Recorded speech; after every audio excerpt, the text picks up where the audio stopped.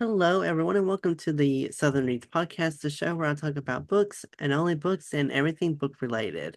Today, I am joined by Miss Maria Denison. Maria is the author of the Reflex Series, which has been categorized as a romantasy and supernatural suspense.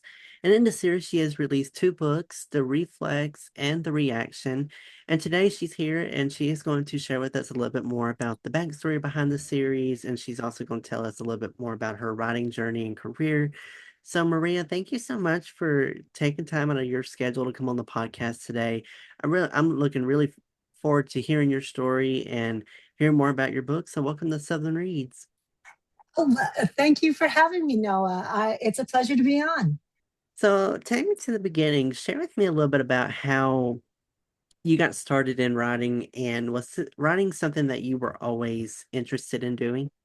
I like to tell a different story with every interview. When I was in college, I was your typical student that hated that we had to take 2 semesters of English, couldn't stand it, never read that much in high school, just hated it, generally speaking, wasn't my forte. And I think it's because, like anything, when you're forced to read something, you find you just don't want to read it. So Right. it was in college when I had to choose a couple of electives, that somebody had mentioned a class that they just referred to as myth. And they said, you want a 200 level elective, you need to take this class. It's in the English department. Teacher's amazing. It's called Myth. And they said, you're going to love it. And I'm like, you don't understand. I don't like to read. And they're like, it's not that kind of class. Trust me. They're like, just take it. So I take this upper level English class, to fill in elective. And I have to tell you, for the first time, fell in love. With literature, fell in love with how it was presented. I would love to tout the name of the professor, but of course I can't remember his name. And I'm sure at this point he has probably passed on, but he was an amazing teacher, an amazing professor.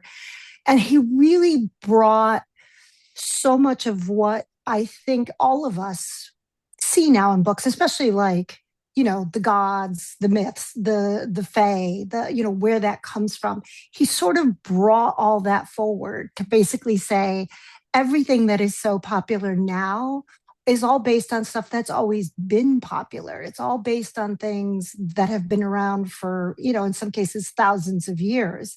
And so it was really a class on the history of myth and how it affects literature today and in the future. So it was a captivating class. And I think for the first time, I truly realized I do enjoy reading. I enjoy certain genres. And at that point in my college career, um, I decided to take more upper division English classes. And that led to taking creative writing classes. And that led to a creative writing minor. And I just loved the idea of writing things. I mean, I've always been a storyteller. I had just never put those stories into words. Um, but I didn't pursue it. Decades later, I had sort of a moment of inspiration, probably a little over 10 years ago, where I sat down and said, you know what, I've got this idea for a story in my head, and I really, really want to put it to paper, metaphorically speaking, because of course we don't write on paper anymore. So I sat down at my computer and I just started writing a story that had been in my head. And I just kept writing and writing. And I realized when I was done 3 years later, I had 5 books, and that I refer to as the Reflex series. So 2 of those books are now out. The third is an edit, and I've started working on um, more of a mainstream romance book at this point, standalone, but just trying to play with my writing skills with a different kind of story. But yeah, I always tell people you never know what's going to motivate you. Sometimes it's trauma, sometimes it's a change in scenery, sometimes it's, a change in your life. But whatever it is that brings you motivation, take opportunity when it's presented to you. Take it, use it, go with it. Yeah, I had a similar kind of experience with reading too is I fully agreed with you about when you are doing an assignment or when you're assigned and forced to read, it really makes it more of a task than just in a fully enjoyment of being able to do. Well, I enjoy the book. I Our schools were really strict on reading and they would force us to read books all the time and would have to it was like journal the books, how much progress we were making, take a test on them. I mean, they were really strict about it. And I had grown a hatred of reading at that point. I couldn't stand it. And then it was sort of like similar to you. When I started college, I just remember one night I thought, there was a book on my shelf that I wanted to read for a long time. I just got it because it was a signed copy, but I won't. I thought I'm just gonna read that. I put no guidelines or rules on my behalf. I thought, if it takes me 10 minutes to read a paragraph, that's just how long it's gonna take me because I knew that I read slow due to my not ha being good at reading just because I hadn't read much at that point. And surely enough, over time, I started developing faster and kind of started reading books a little bit more faster and was just buying more books and it was just something that I never really thought I would do, but I enjoyed it so much after that because I had that thing of, oh, I don't have to take a test on this. It Exactly. was There's no homework involved. It's true. I was like, oh, this is a different I thought this is what reading should be.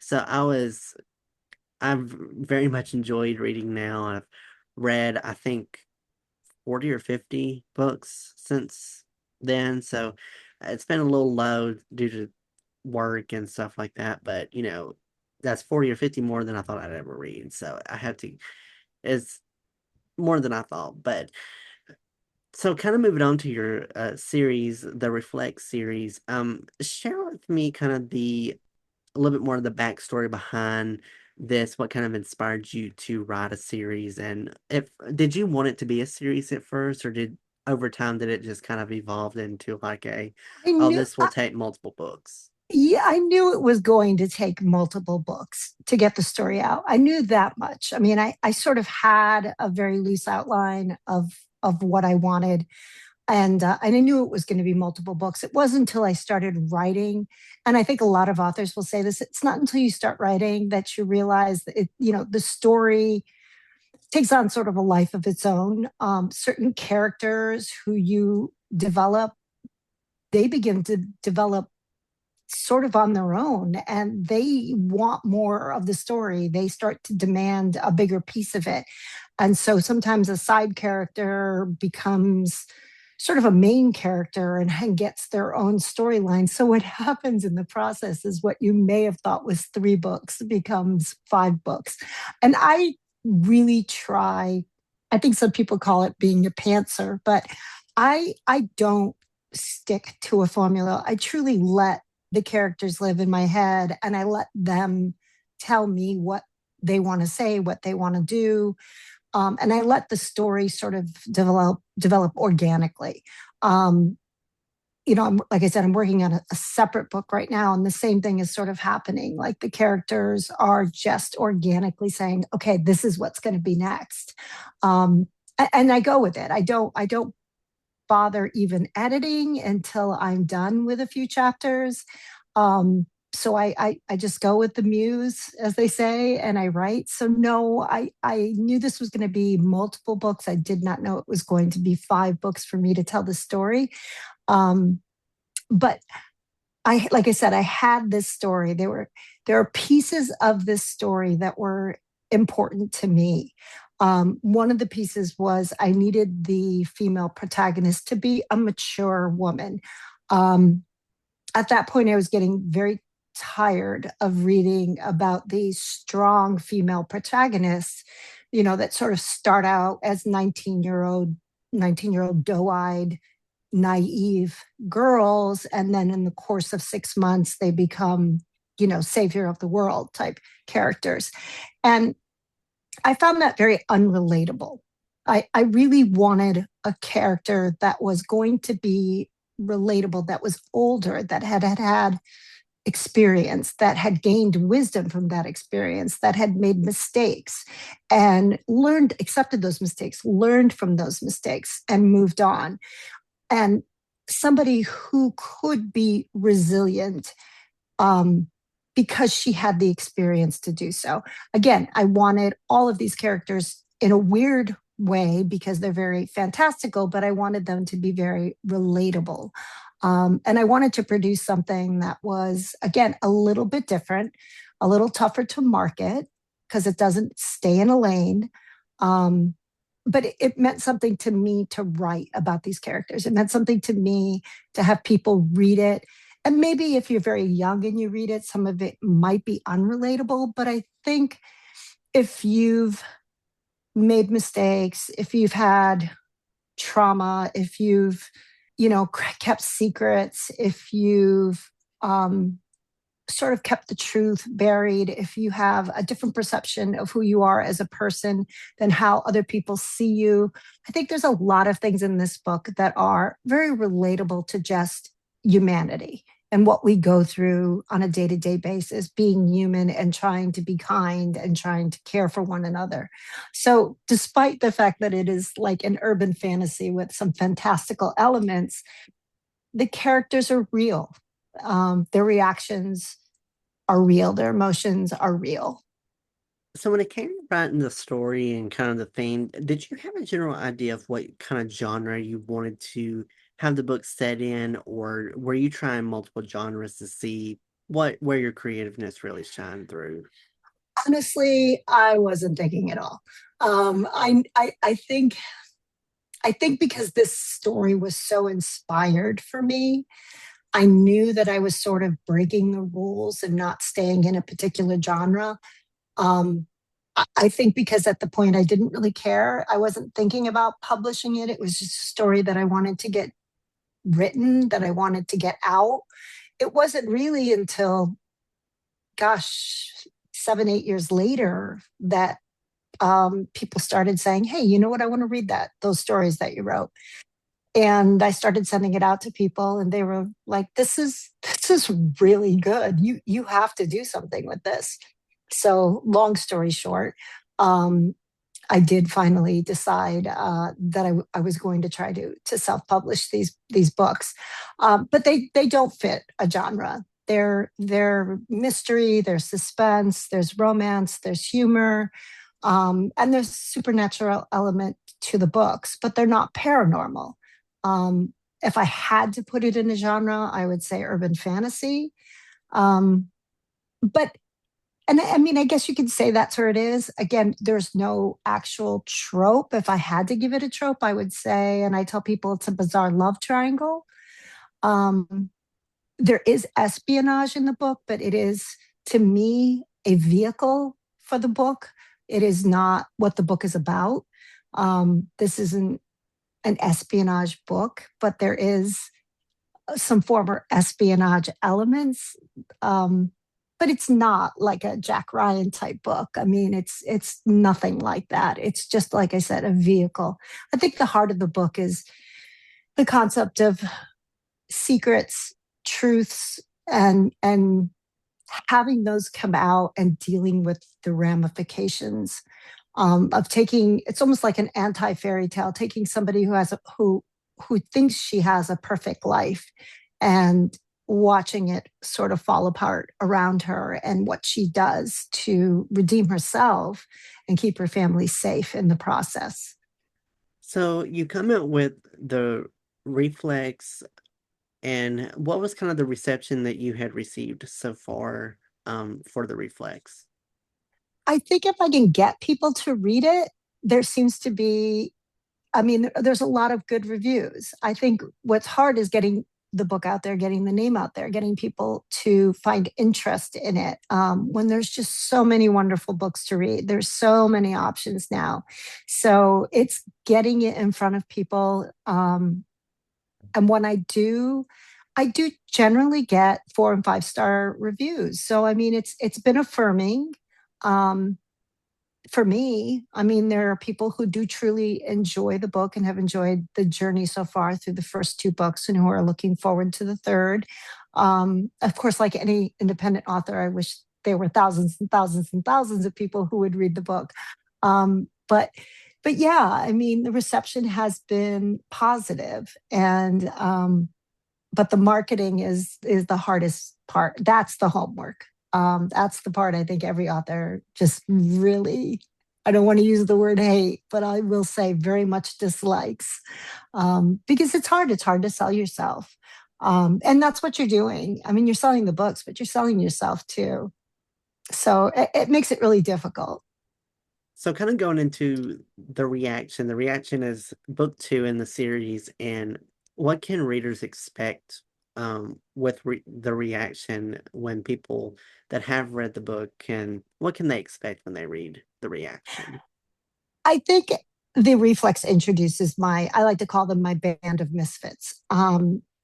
They really are a band of misfits, who have come together. They're incredibly intelligent, highly skilled, but emotionally flawed.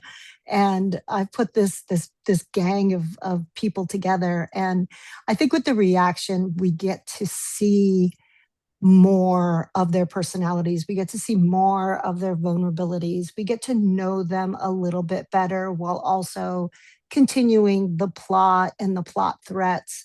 But I think the reaction more so, than some of the next books is when we really start to see who they are as people, um, and really get to know them more. It's funny. I have people who read it who say, I'm on team so and so. So I think people start to find their favorite character. And there are a lot of characters in this book. Like I said, it's my band of misfits. Um, so you can get a favorite, and that's what I hope people get out of the reaction, is that they start to enjoy one character over another. And that's fine. I mean, I you know I wrote them all very individually, so they can have favorites. What's been the biggest reward for you from writing, and what's been the best experience you've had so far? Huh. Tough question. I think the reward for me is a personal, I did it. You know what I mean? I can do this.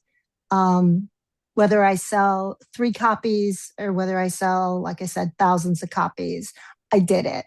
It's an accomplishment. I'm proud of myself. I don't feel, I mean, I would love the recognition, but I don't feel I need it. I feel like I've done it. It's a goal I've had, and I've achieved that goal. So I think there's a certain amount of personal pride in that for me. Um, I feel like I had a successful career prior to starting to write, and I'm proud of that as well. It wasn't a passion career by any stretch, but I was successful, so I'm proud of that. But then I'm proud of this now too, and this is more my passion. This is what I want to be able to do, and I will do, and I will continue to do, and I will continue to publish. Whether they're successes or not. I mean, you always want them to be, but for me, I just love the writing. So, um, what was the second part of the question? It was what's the biggest thing that you are most proud of? Yeah, pretty much the fact that I did it. Um, I mean, I did it. I think everybody has to take big victories and small victories. Sometimes just getting out the door on time is a small victory. For me, this was a big victory, but they're all victories. And I really, in my writing, I try to take a lot of things that I have experienced, a lot of fodder from people I have met, and I have met a lot of people. I had the kind of job where I was meeting hundreds of people every 6 weeks. So I also worked all over the country. So I just met all kinds of people with all kinds of stories to tell and all kinds of personalities. And I feel like writing now, I get to take all those experiences and all of that, those emotions, and sort of pour it into the writing. So and like I said, I'm proud of the career I had because it's giving me all of this information, and I'm proud that I got to start working with it. When you were designing the characters in the book, did you base any of the characters off of people that you knew personally or in your personal life? Absolutely. I think absolutely. I think a lot of authors do that. I think characters become, I like to call them amalgamations. So one character may have been inspired by a certain person. They're not that person, but there's an amalgamation in the sense that it might be two people and a third made up personality. But yes, I think they all come inspired by something. I think the one of the things I always say though is the husband in this book, her husband Nick. You know, for me, he was a character that was probably the most difficult to write because I wanted him to be the perfect husband, but the perfect husband for most women. So he needed to have a little bit of what every, let's say, woman would want in a husband. So I couldn't just give him what I would want in a husband. I wanted to really give him sort of a little bit of everything. And so he's always been, I think, the hardest person to write because I want the reader to really connect with him. I want men to be able, this really isn't just a book that women read. I want men to be able to connect with him. I wanted him to be strong but vulnerable. I wanted him to be the perfect husband, but not a pushover. Do you know what I mean? Like wanting to really create the perfect character in him. Um, the others, you know, they were in a weird way more flawed, and so it was a little easier to write because everyone is flawed, you know. So when you have a character that has issues, those issues are easier to expose, to express. So he was my tough character, but yes, they all have some underlining quirk or issue that is probably not so made up. That is something that I've pulled from memory. Again, because I wanted them to be very relatable. Um, you know, something that you could say, oh yeah, I've done that, or yeah, I know what that feeling is. What's the biggest takeaway that you want people to get when they read your books and this hear your story about your writing journey? What would you like people to walk away with? A couple of things. I mean, in terms of the actual books, I want people to enjoy them. I want people to see beyond the words, see beyond the story, the plot, and see that this is really about always being able to be resilient in the face of adversity. This is about, you know, your found family is just as important as your blood family, and sometimes more important. The people that you find in your life that have your back are so critical. And those people should be treated with respect because they're the people who are in it because they love you. And and that is critical to get through life. You know, don't discount the friends that you have. Um, and that's something, it's a big takeaway from these books is sort of the found family.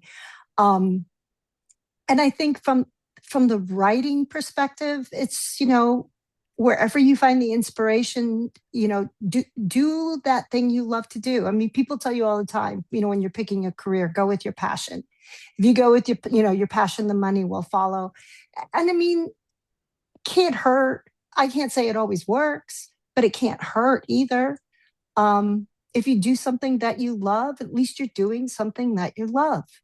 Um, and that is important. And again, it's something that, you know, I've been at this 60 years and I can say I am still learning new things. I am still making mistakes. You know, we don't figure it out at a certain point. You don't like say when I'm going to be 40, I'm going to have it all figured out. No, you're not. You never get it figured out. You're always going to make mistakes. And you need to learn from those mistakes. You need to own those mistakes. And you need to know that those are just building blocks for the next important things that you're going to do. There's always going to be shortfalls. There's always going to be issues. There's always going to be a certain amount of chaos in your life. You have to accept it, and you have to build yourself from that and move on. There are no answers. There are only you looking for solutions. And so, like I said, that it never changes. I can't say that strongly enough. And this particular story is really about that. That there are life lessons that are going to occur to you all through your life. Um, if you're living correctly. I mean, if you hide in a hole, maybe not. But if you're living, if you're saying, I'm going to give everything I have to this life because I've been blessed with it, then there's going to be pitfalls and there's going to be victories. And you will prevail if your eyes are wide open and you accept that you may have to change things going forward. So I hope people get that out of my writing, out of this particular series. Um, I hope they get that there's always the small victories that you can rejoice over day to day. Find the small victory, smile at it, laugh at it. And that's another thing, humor. I mean, to me, humor is so important. Um, Therapists like to call it a coping mechanism. I think humor is a balm for life. I mean, how many times is it, you make something happens one day and then the next day you think back on it and you're like, oh my God, now that I think about it, that was really funny. And you just have to look back and say, I laughed. That was funny. It was funny. I can't believe I got so worked up about that. It's ridiculous. It's funny. So yeah, I mean, humor, it's not a coping mechanism. It's a balm, and apply it. Because you know what? In the end, like I say to people, it's not brain surgery. If you make a mistake, nobody's going to die. I mean, most of us are not brain surgeons. Our mistakes aren't going to kill somebody else. So take it in stride. It isn't that monumental, and you can get through it, and then you hopefully can have a good laugh about it later. Going forward, where do you see yourself going in the future? What are some plans that you are hoping to achieve and would like to achieve going forward? Um, like I said, I'm working on something a little different, a little bit more mainstream right now that I'm hoping to finish in the next couple of months. I give myself these little mental deadlines, like you got to be done with writing by October 1st. And you have to have it edited by November 1st. So I give myself these mental deadlines, but I want to write in different genres. This particular series is very genre braiding. It braids a few different genres together. But I would like to do a standard romance. I may try a standard romantasy.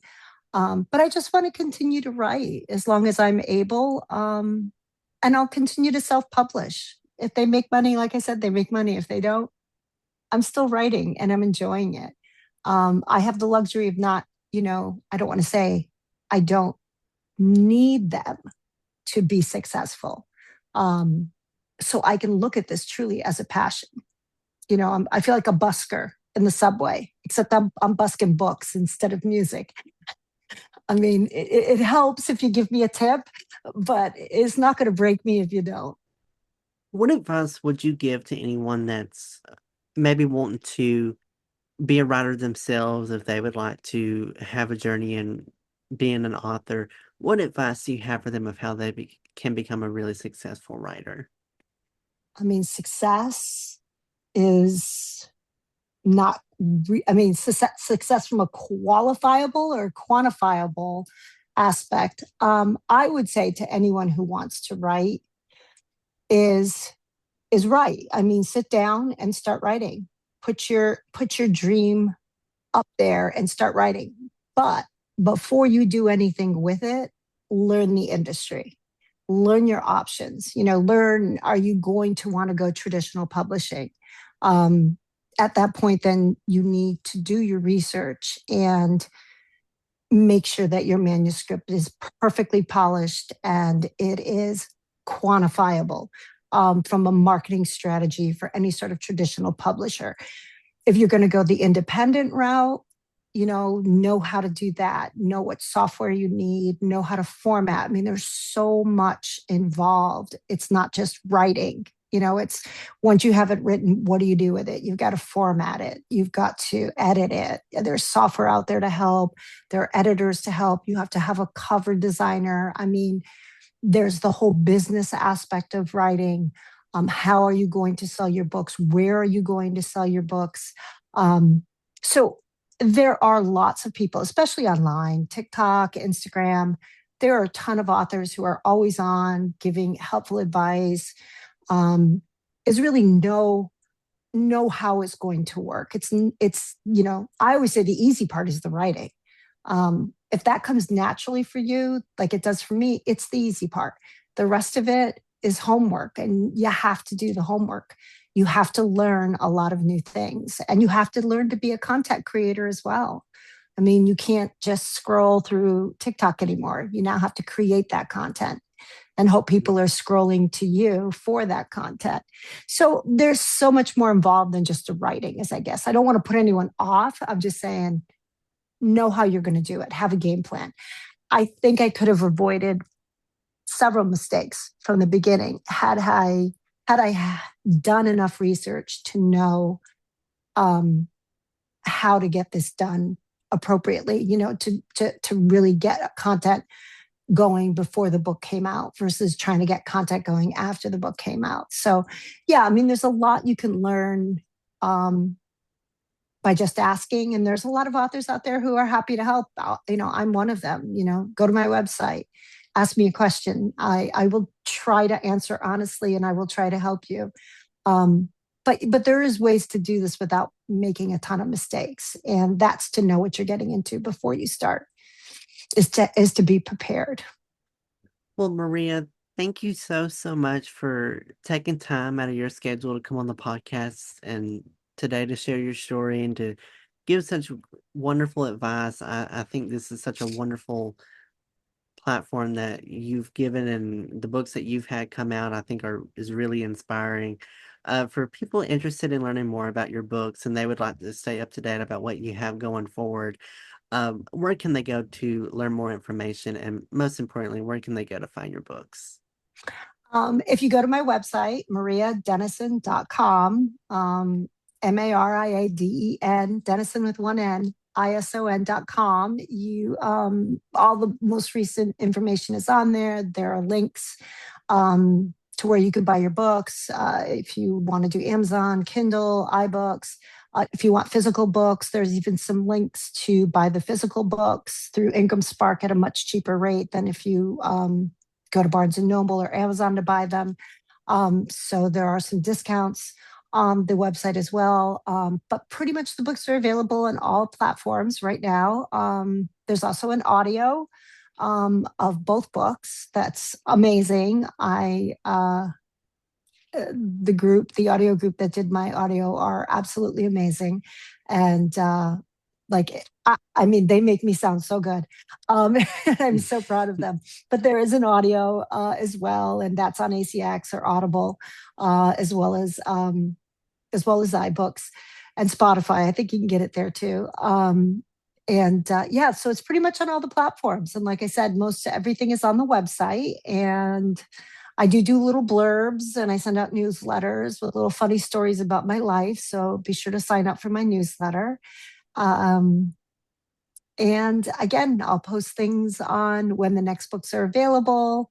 But you can pretty much find it anywhere, and try it, especially if you're a Kindle person. Just download it, try it, see if you enjoy it. And if you do, leave a review. All authors want, leave a review. Good, bad, or ugly, leave a review. Let us know what you think. We appreciate it. At least I do, any which way. And I will put all this information. Go ahead. I was going to show the books. Here we go. Here they are. Can you see them? I know they're probably backwards. I had them right there.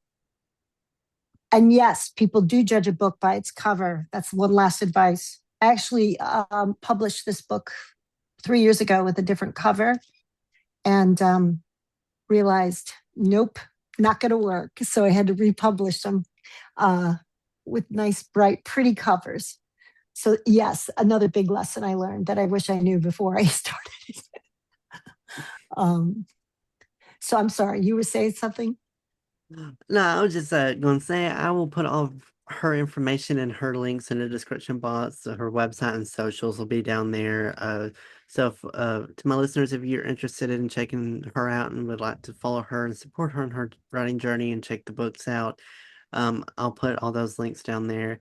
Feel free to follow the podcast on the socials. You can reach out to me on Instagram and TikTok at southern.reads. You can find me on Facebook, Twitter, and YouTube at Noah's Podcasts. And feel free to also follow the website. Go to noahspodcast.com to learn more about this show as well as the other shows that I do. There you'll find other additional information about shows I've been on and links to all the socials and links to where all the podcasts are available. Just feel free to subscribe so you get notified of when new episodes come out in the future. Thank you so much to everyone for tuning in today's episode. I hope you all enjoyed it. Have a great rest of your day. Be safe, and I will catch you in the next episode of Southern Reads.